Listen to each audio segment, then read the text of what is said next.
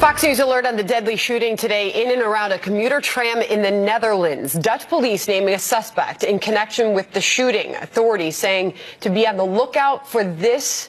We have the photo now. 37-year-old Turkish-born man, right side of your screen. The shooting happened earlier in the city of Utrecht. At least one person was killed, several more wounded. That man on the right is still on the run when police say a man opened fire in and around that commuter tram. Meantime, German police say they have increased surveillance on the country's border with the Netherlands and are also on the lookout for that suspect. We will continue to watch this story for you. But first, the Democratic presidential primary field growing yet again. A new candidate entering the race and another big name saying he is raising a record-breaking amount of money for his campaign. Welcome to a brand new hour of America's Newsroom Monday morning. I'm Sandra Smith. And I'm John Scott, in for Bill Hemmer. New York Senator Kirsten Gillibrand officially throwing her hat into the ring yesterday.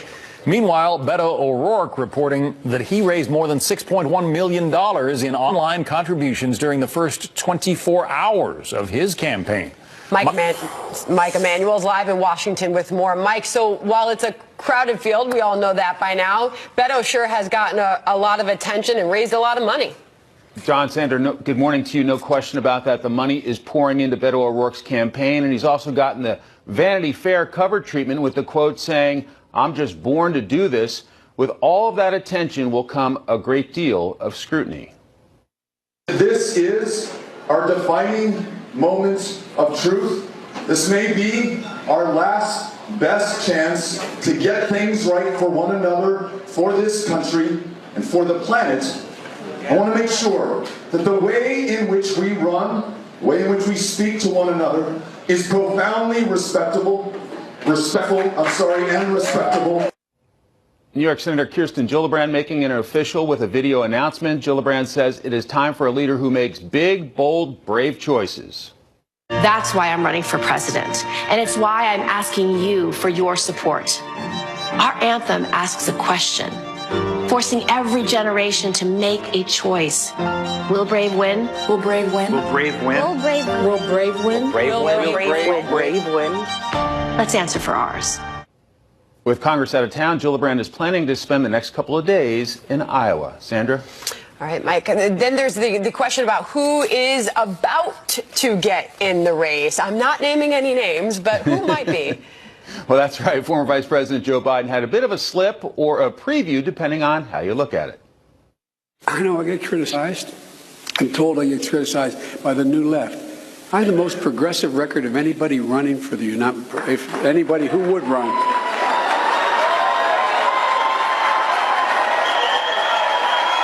I didn't mean it. Then there's also a lot of buzz about the millennial mayor, who also happens to be an Afghanistan war veteran.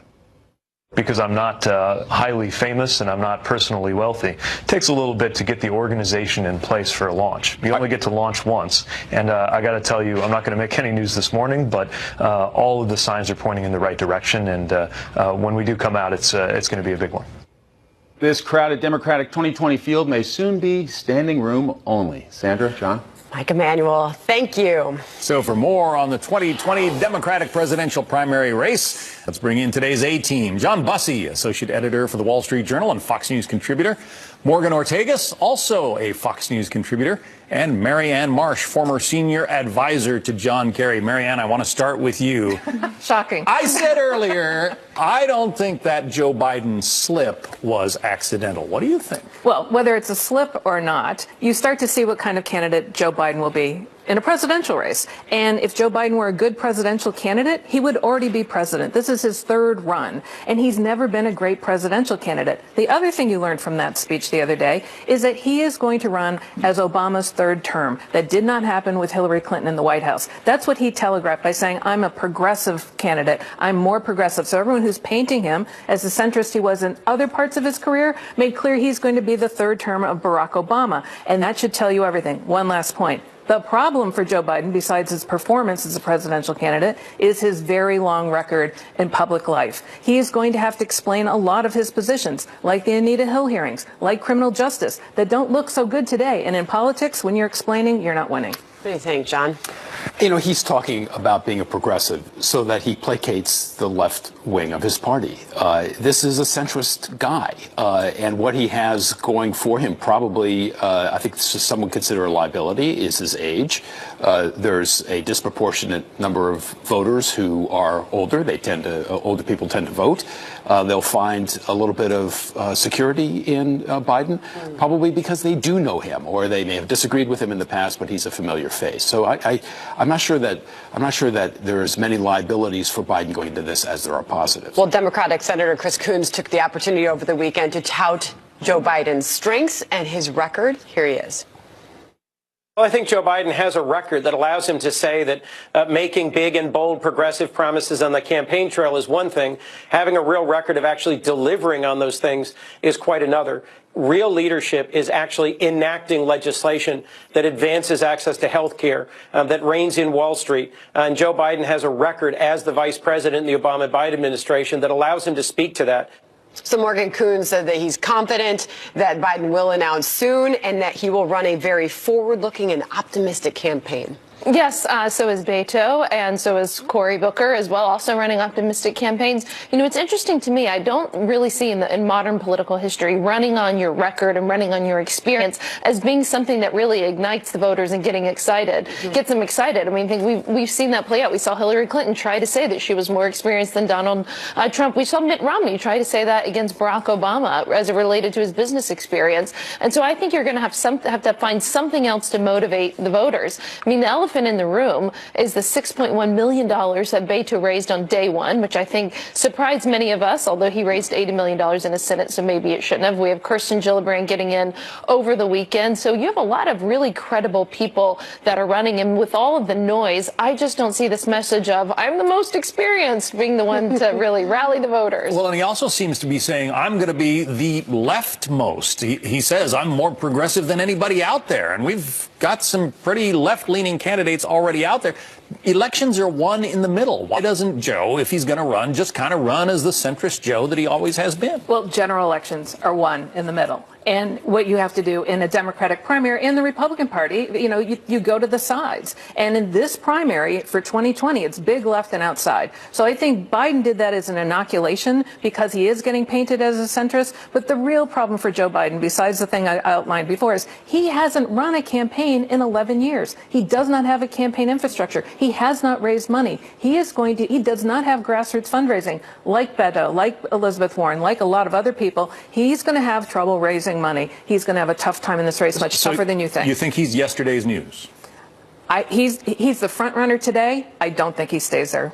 All right, want to move on to the wait and see for the Robert Mueller report to ultimately be released. We don't know. It could be any minute, any hour, any day now. We do not know. But the president tweeted this out about going along with the calls to make the Mueller report public when it's ready. He tweeted this out on Playing the Game. On the recent non-binding vote 420-0 in Congress about releasing the Mueller report, I told leadership to let all Republicans vote for transparency. Makes us all look good and doesn't matter. Play along with the game. Did that surprise you, John, to hear the president say that? No, and it probably was not a big surprise to see how overwhelming the vote was to release as much of the Mueller report as possible to the public, because that's what the public wants. But within that resolution and within the understanding of what it all meant was that Barr is going to decide, the Attorney General, on what doesn't get released to the public. It's not as if this resolution means anything. It's non-binding. Yeah. At the end of the day, this report is going to go to the Attorney General. The Attorney General is going to screen it and decide what has to stay confidential for a variety of internal security reasons and what's going to be made public. But it's a very good political position to get out front and sate the public's interest in seeing the report by saying we think it should be released to the public. You agree, Morgan? Yeah, I think most indications are that we should expect Barr to have the report very soon. As a person who dealt with classified information for a long time, having the Attorney General scrutinize that and take out anything for sources and methods, it's fine. But I think actually what you're hearing from most Republican sides, most members of Congress, is to make the report public, to let the American people judge what was presented here, what millions of dollars and almost 2 years have been spent on. I think the American people deserve to judge what's in that report. I mentioned last hour Preet Bharara, the former U.S. attorney in New York City, no fan of President Trump, says he doesn't think that this investigation is necessarily over. Listen. People should view with some skepticism the notion that gets breathlessly reported every week that the Mueller investigation is coming to an end. You have this letter about Rick Gates, who's cooperating in multiple investigations, and they delayed the sentencing, which seems to indicate that he's substantially cooperating and engaging in some success for the prosecuting team. So you might expect other indictments, other work going forward. Would it be good for the country, Marianne, to get this thing over with? What's good for the country is the truth. And that's what really matters here. This is our democracy. I agree with Morgan. The American people deserve to know what is in that report, whether the Trump campaign conspired with Russians, whether they helped in the campaign, and a whole host of other things. To Preet Bharara's comments, I think there are a lot of cases going on in Southern District of New York, Eastern District of Virginia, and a host of other places. But is the Mueller report close to done? I think we're closer to the end than not. And I would point to Donald Trump's tweet storm this weekend, 50 tweets. He telegraphs everything. He lets you know what he's thinking he's going to do. Those tweets sounded to me like someone who's worried about something and was trying to get a whole lot of things to stick on the wall this weekend that did not stick.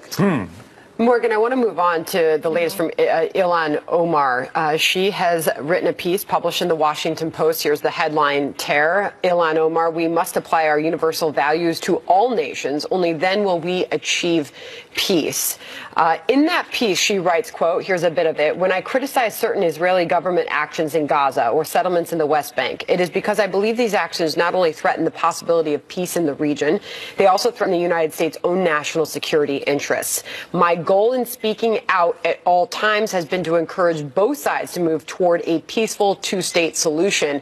Obviously, that's a reference back to her most recent controversial statements made on Israel. But when you look at her words and you look at this piece that she wrote, she goes in to talk about why U.S. engagement abroad is so deeply personal to her. What did you take away from this? Well, I think it's deeply personal to all Americans. I mean, you think about the number of people, including myself, who have been overseas in Iraq and Afghanistan in civilian and military capacities, and the number of American men and women that we've lost over the past almost 20 years involved in these conflicts. So I actually read her op-ed with an open mind. I'm a foreign policy analyst, and debating American foreign policy is like my favorite pastime. So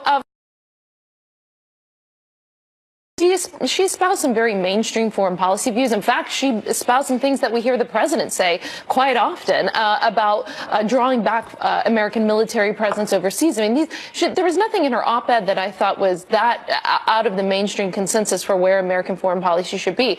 The bigger part that troubles me, again, is both she and Rashida Tlaib and Alexandria Ocasio-Cortez don't, in my opinion, seem to be hashtag sorry not sorry about their anti-Semitic comments. It still seems to be pervasive. In fact, over the weekend, they were equating these anti-Semitic comments with Islamophobia. So I don't see these individual women or the party at all to be very contrite about anti-Semitic statements. And that what bothers me more than this op-ed, which was sort of, pretty normal stuff. Your final thoughts from you guys on that? I think had she started with this op-ed as her opinion, then we wouldn't have had the storm that we had. That said, I thought the fact she talked about that she was a refugee herself from Somalia and equated Palestinians to being in a permanent state of refugeehood was fair, and now you have to judge her going forward, but you have to judge her going forward. I think she's one congressperson who's getting a way disproportionate amount of attention, a junior one at that, who is not particularly consequential yet in setting foreign policy. This was a mainstream piece, as you said, that perhaps was meant for rehabilitation, for her reputation. We'll see. There was nothing in here that I think most people would find in any way offensive, and I think it was designed to be that way. There's some great freshmen we don't talk about. Yeah, that's true. People get a lot of attention. The Katie Porters, Katie Hills, Ayanna Pressley, a lot of them. We'll have to bring the A-team back for that. John, Marianne, and Morgan, thank you very much. I don't think we've taken any we've suggested any additional security here in the United States. But clearly they are going through some terrible times in New Zealand. I understand they're taking some steps in New Zealand. But there's concern that other folks might be involved down there. I think they've made suggestions about how to operate mosques in the next couple of days. Well, that was acting White House Chief of Staff Mick Mulvaney speaking in the wake of the New Zealand mosque shootings. The comments come as we learn more about the accused gunman. Authorities say the suspect, who killed 50 worshippers at 2 mosques in the city of Christchurch, acted alone. But they are investigating whether he had any help. Kitty Logan is following the story from London for us. Kitty? Good morning, Sandra. Well, yes, authorities also saying now that the gunman allegedly bought those weapons and ammunition online illegally. That has sparked a debate in New Zealand about gun control. And today, the Prime Minister, Jacinda Ardern, is promising new gun laws within the next 10 days. And the government will also hold an inquiry into the country's intelligence services. Police say they knew nothing about this suspect prior to the shootings. He did send an email to the Prime Minister's office minutes before the attack. That was too late to prevent it happening. Police also speaking now to relatives of the suspect as part of a very wide-ranging investigation involving hundreds of officers. The primary suspect himself is a 28-year-old Australian man. He appeared in court on Saturday, police confirming that he is the only gunman involved in this shooting. That suspect has been denied bail. He's due to appear again in court on April the 5th. He's been charged with one murder charge. Police say he will face more charges. 50 people died at 2 mosques in Christchurch. Dozens were injured. And the Prime Minister today opened a national condolence book. Many of the victims were refugees, some escaping violence in their own home countries. The youngest who died was only 3 years old. Now, there are some problems now, some issues with the burials, some delays, which has left the families frustrated. Of course, Muslims would traditionally bury their dead within 24 hours. But authorities first need to carry out, of course, many post-mortems as part of their investigation, so those bodies are not yet released. Now, this was New Zealand's worst mass shooting. The government in that country doing all it can to try and prevent something like this happening again. Sandra. Heartbreaking images coming out of New Zealand there. Kitty Logan, thank you. We are learning new details about the Ethiopian jet that went down last week. Investigators are going through the black box recovered from the wreckage, what it is telling them about the crash. Plus, President Trump renewing his calls on General Motors to reconsider shutting down a plant in Lordstown, Ohio. Can this save more than 1,000 jobs on the line? We'll have more on that. They'll see other businesses leave. They'll see families want to. Now to new information in the deadly crash of that Ethiopian Airlines jet last week. Preliminary data recovered from the black box revealing similarities to the crash of the Indonesian Lion Air plane last October that crashed. This comes amid reports that federal prosecutors and the Transportation Department are scrutinizing Boeing's development of the 737 MAX series. Mike Boyd is an aviation analyst and president of the Boyd Group International. So, Mike, good morning to you. We're all trying to figure out what we now know about this Ethiopian plane crash versus the one that happened several months ago back in October. What are the similarities that they're seeing now? Well, it's an airplane that was out of control right after takeoff. That's the similarities. The way the airplanes operated and the way they behaved, there's a lot of similarities there. So I think we've known that. The question is, what else do we need to know? We do know the Ethiopian airplane did not have a qualified cockpit crew. We know that. We don't know about the Lion Air thing. So it's one of those things. Let's wait to see what all the data is when it comes out. We also know that in the Lion Air crash, that the plane had been exhibiting characteristics that should have kept it on the runway. They never should have taken off with an airplane that had some anomalies reported by previous flight crews. You know, that's another point with that airline. They said the maintenance people looked it over. Well, maybe their maintenance people aren't particularly qualified either. We can't rule out the fact that, as has been made by President Trump, that maybe these airplanes are too sophisticated for some airlines. And I know one of the questions that they're exploring here in the Wall Street Journal went really in depth into this investigation as to the development of this particular plane, the 737 MAX series. And there's questions about whether or not the company itself, Boeing, had too much oversight of its own company and its own planes. I think that's ridiculous. You can't have an FAA inspector looking at the FAA certifies airplanes. They certified this airplane. So if we have a prosecutor looking into Boeing for putting on a safety factor that didn't work, we've got a prosecutor who's on a political manhunt.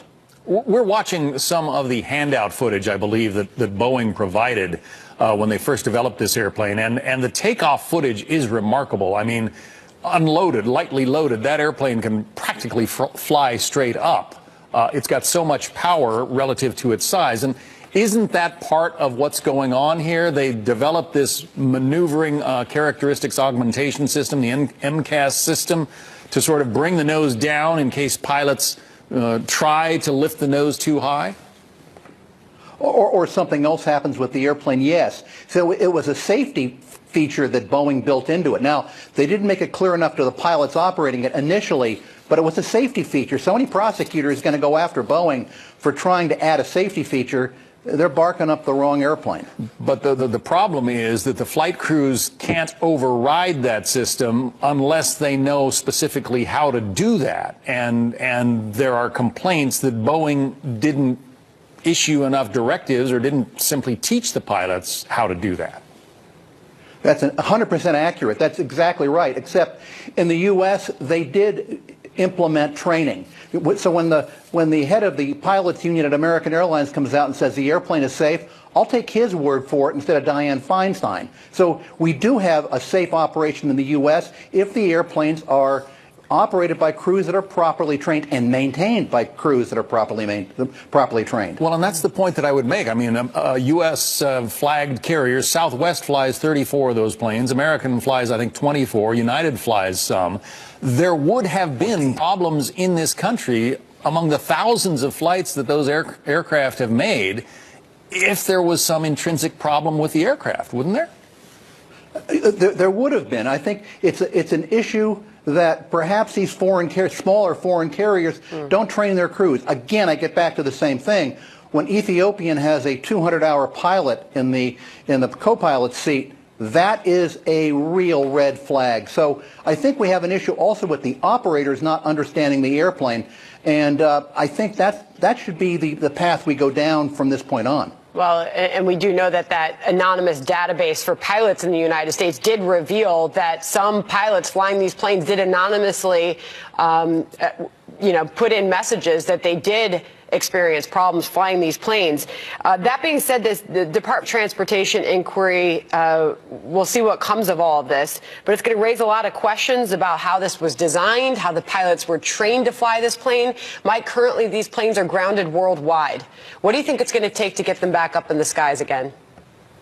Well, I think when Boeing finishes with a software fix that will take care of the problem, I think that's when it's going to come up. I think the U.S. will lead that because, again, we have every operator in the United States who didn't fall off turnip trucks saying that this airplane is safe. So therefore, how do we make it safe for the rest of the world, smaller airlines, to operate? Once Boeing does that, it could be a couple of weeks. These airplanes could be back in the sky. Mike Boyd, thank you for your expertise on the matter. Appreciate it. Thank you.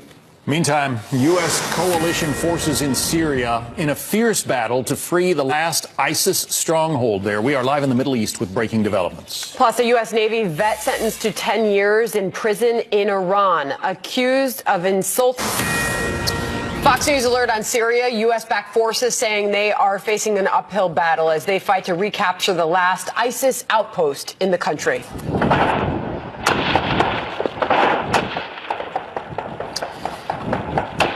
Trey Yanks is following the final battle from the Mideast Bureau. Trey. Sandra, Democratic forces in Syria have been saying for months that they are just days away from defeating ISIS. It is becoming more and more clear now that the final battle against the group may not be anywhere close to finished. Syrian Democratic forces say thousands of ISIS fighters are hunkered down in the Syrian city of Baghouz. While this is the final piece of territory held by the terrorist organization, they are fighting among many civilians to avoid defeat. U.S. coalition airstrikes pounded the town over the weekend as ISIS continues to attack U.S.-backed troops with suicide bombs, machine gun fire, and mortar rounds. Since the operation to liberate Baghouz began earlier this year, tens of thousands of ISIS family members surrendered to U.S.-backed forces, including more than 5,000 fighters. I think it's hard to estimate when it is going to be over. We are facing several difficulties regarding the operations, the big number of mines and explosive devices planted by ISIS. In remarks to the media, the spokesman for the Syrian Democratic Forces estimated that 29,600 people left ISIS territory since January 9th. The UN says their closest refugee camp in northern Syria is full as thousands try to flee the violence. Now, as for handling the growing humanitarian crisis and the potential resurgence of ISIS in the region, right now there is a very particular situation happening on the ground right now. Sandra, the Pentagon is saying that recent reports indicating that 1,000 U.S. troops would stay in Syria are not accurate. Right now that number stands at just 200. Sandra? Trey Yingst, thank you for your reporting on that. Meantime, President Trump is ramping up the pressure on General Motors, lashing out at the car maker for closing one of its plants in Ohio. The president also going after a local union boss. Joining us now, Cheryl Casoni, host of FBN AM on Fox Business. Nothing like a little presidential pressure on one of the country's largest companies. Well, you know, you can put all the pressure that you want, but at the end of the day, you can't hit an American over the head and tell them to buy a Chevy Cruze. And that was the problem with this plant. And GM has said they're going to have to restructure. They're closing several plants. Americans want SUVs. Yeah. They want crossovers. They don't want these smaller cars. I mean, you can't change the consumer. Now, they can yell and scream all about this. You can put pressure on the union boss, and they probably do have some fault with the unions in this story because that's a more expensive type of labor. We see that in different types of manufacturing jobs across the country. But at the same time, you know, they've got to, they could try and sell the plant to another automaker. That's a possibility. But look at Fiat Chrysler. Fiat Chrysler is making the Jeep. People are buying Jeeps. Have you been to Texas lately? You've seen the size of those trucks, guys? I mean, people want bigger and better. They want different types of vehicles. And this is just kind of business. And Mary Barra, I think, is doing a great job, the General Motors CEO, of maneuvering what is right now a tough business and a slowdown in compact car sales. So I wonder if any minds will be changed here because the president is really putting pressure on with Mary Barra. He said, you better get back to Ohio soon with the United Auto Workers. President David Green, he suggested he ought to get his act together and produce. But here's the president's tweet to GM. General Motors and UAW are going to start talks in September, October. Why wait? Start them now. I want jobs to stay in the USA and want Lordstown, Ohio, in one of the best economies in our history, opened or sold to a company who will open it up fast. Car companies. Okay, Cheryl, Nat continued, are all coming back to the U.S., so is everyone else. We now have the best economy in the world, the envy of all. Get that big, beautiful plant in Ohio open now. Close a plant in China or Mexico where you invested so heavily pre-Trump, but not in the USA. Bring jobs home. We're talking about the elimination, potentially, if this follows through with the closing of these plants, 15,000 jobs. Sure, 1,700 in Lordstown. And while that is a sad event and seeing, of course, a town that really needs that plant to kind of keep its communities alive. I've seen it in Janesville, Wisconsin firsthand. Mm-hmm. At the same time, this is a business decision to preserve General Motors, the broader company. And sometimes you have to make difficult decisions when you are a business and you're looking at the bottom line and you're a publicly traded company and you're under shareholder scrutiny. You've got to look at that side too. And frankly, there's a little politics going on here. I mean, come on. I mean, you know, this is Ohio. This is this section of Ohio is very crucial to the president. Of course, I see why he wants to support them. I do give him credit, though, on one thing that he said in that tweet, though. He said, why can't you start the negotiations earlier? There is no deadline or lack of with these negotiations. Maybe there should be. Certainly they could start, you know, this is March. They could start next month. They could start in May. It's going to take a while. But they could sell the plant to another car maker. There's a lot of possibilities for Lordstown. You're right, though. I've read where Ford is getting away from just about all of its sedans. They're going with SUVs. That's what buyers want. This is what buyers want. And whether you're Toyota, which is looking to expand in North America, by the way, expand in the U.S., Toyota is doing well. You've got to make a popular car, a popular vehicle, and then you've got a business plan. But, you know, at the end of the day, you can't pay people to make something that no one's going to buy. No matter what it is. One savior could be there's some talk about TJ Maxx companies coming into Lordstown. So for that one Ohio town, and again, I understand what they're going through. I've seen it in other places. Maybe that could be a manufacturing facility, but it wouldn't be auto jobs. Got it. Meanwhile, there's this new Siena College poll out looking at how voters feel about the loss of Amazon's headquarters moving to New York City. And they're not happy about it, Cheryl. 67% responded that they're unhappy with that decision. Only 21% favor. Very interesting, because we don't know what happens next with this. And a lot of other companies saw that happen.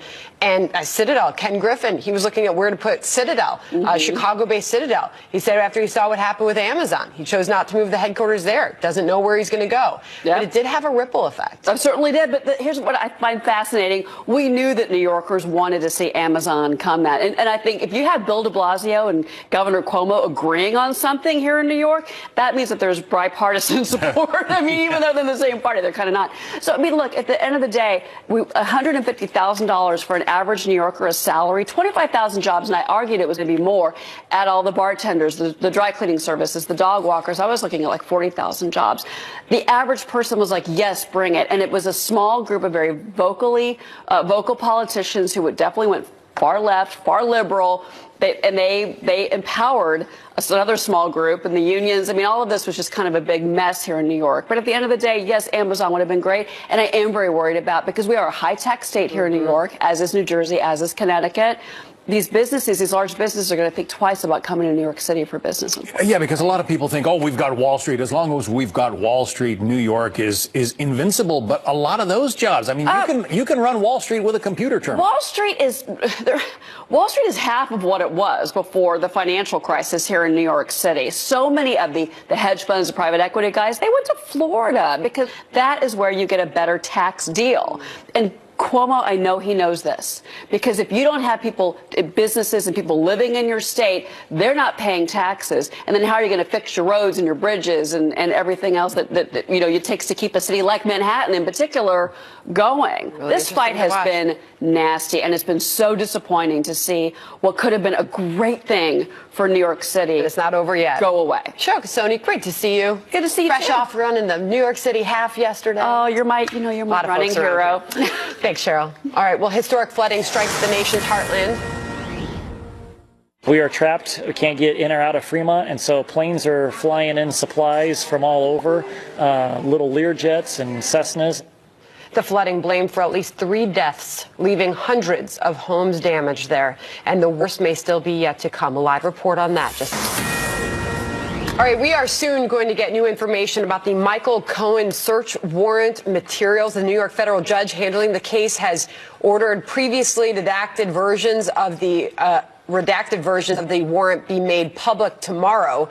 Redactions include email addresses of Michael Cohen and others, as well as his phone numbers, apartment number, and safety deposit box number. Cohen's home was searched last April. A U.S. Navy veteran has been sentenced to 10 years in prison in Iran. His name is Michael White. He's accused of insulting the Ayatollah while he was visiting his girlfriend in July of last year. He has 22 days, we're told, to appeal the sentence. Mark Zaid is the lawyer for Michael White. He joins us now. What do you know about the reasons for his conviction? Well, we don't know a lot. As I'm sure many of your viewers know, we don't have diplomatic representation in Iran. The Swiss handle it for us. And we were informed that there were 2 hearings on March 6th and March 9th. And he was sentenced to 2 years and 10 years for one charge, what you mentioned, insulting the supreme leader, and 10 years for posting publicly private information, which we understand to be Instagram photos of himself and this woman he was visiting. And he's serving, apparently, or will be, a total of 10 years for those 2 offenses, which are obviously very foreign to us here in the West. When was the last time that you spoke with him? So we've had no direct communications with him since he went to Iran last summer. He met last with the Swiss, our diplomatic representatives, on March 11th, so a week ago, and we're waiting for the Swiss to go back in and talk to him. We are trying to get the judge to allow direct communications between his mother and he, as well as to try and arrange for the transfer of money so that he could buy whatever essentials he needs in the prison. Obviously, relations between the United States government and that of Iran are not good right now. Is he a victim of that?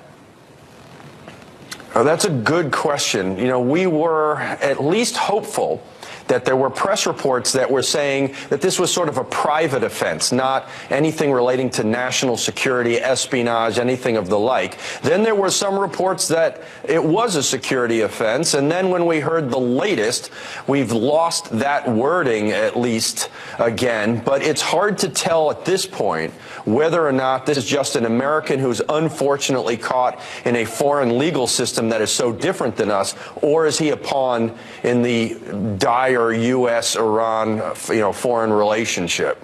Mark, I know you just said that you have not been able to speak directly with White, but what has been the dissemination of information? How did you first learn of these charges, and where did they come from? I understand you were informed by the State Department. Right. I got my information from the State Department, who got it from the Swiss, of course. There have been some dissidents that have tweeted out some information. It's unclear how accurate really that has been. I think initially we learned about the arrests a couple of months ago, from news reports. So it's been very difficult. He's in the north, as I understand it, in Iran, in a regular prison, so not a sort of state security prison, which was also a good sign. But the lack of diplomatic representation makes it very difficult for us to have any level of communication with him, and the difference in the legal system obviously compounds the problems that we're having trying to understand and navigate through the Iranian system. So take this opportunity now to speak to the Iranian government. What would you say to them about his imprisonment?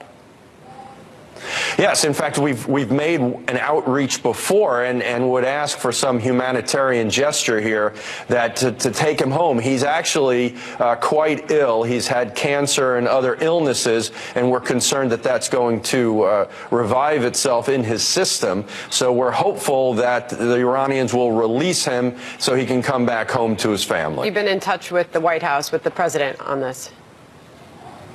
Not directly, hopefully now, during the broadcast here.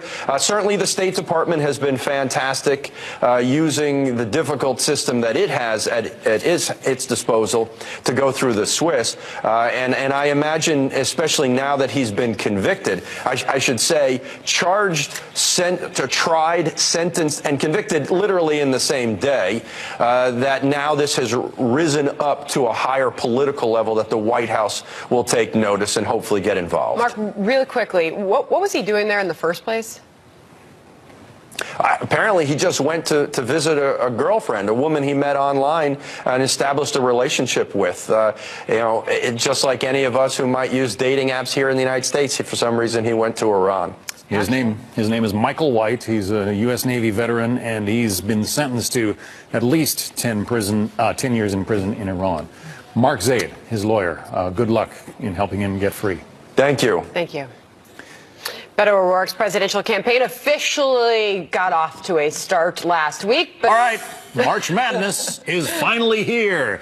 Time to get your brackets out and then get ready for the NCAA tournament. The #1 seeds from each region: Duke, Gonzaga, Virginia, and North Carolina. Let's bring in 24/7 sports reporter Jared Max. I guess you have your bracket all filled out. No, I don't. and just for the record, I've never won an NCAA bracket. What's so much fun about this? It's a communal effort. Yeah. Some people talk about the productivity that goes down in offices, but there are also studies which say that it makes people perform a little bit better because people are more excited. We're working on things together. Like, I don't know. Duke is the overall #1 seed. We haven't had a #1 overall seed even make it to the Final Four in each of the last 3 years. Okay. But I do think Duke is the team to beat. With Zion Williamson, we're seeing a player that many say we've never seen a player like this, and he takes over for Duke in a way that we haven't seen. And that's why the Duke Blue Devils are a 2-1 favorite to win the whole tournament at Caesars Palace this morning. A survey put out by the American Gaming Association that was released today shows some interesting results. $8.5 billion estimated to be wagered by Americans on this NCAA tournament by 47 million people, 149 million brackets in all. About 1 in 5 play it. You want to guess which state has the highest participation of NCAA brackets? Nevada. Kentucky, the bluegrass state, which is always a big one. Kentucky and Kansas is big as well. Hold on a second. $8.5 billion. That's about 40% more than was wagered on this Super Bowl. 47 million Americans. Is anybody working today? You remember that it's time consuming. It does take time, and it also goes over the period of a few weeks. You know, the Super Bowl is just that one game, and it's also on the serious side. You know, for folks who have drinking problems, New Year's Eve is a dangerous time. This is a March Madness period for anyone who suffers from gambling disorder, because it's 3 weeks of going through this. Jared Real Max. problem. Jared, thanks. Jared, thank you. Happy Monday. Now to this Fox News alert and new information on that deadly shooting in and around a commuter tram in the Netherlands this morning. At least 3 people confirmed dead, and a manhunt is underway at this moment. A live report, top of the hour.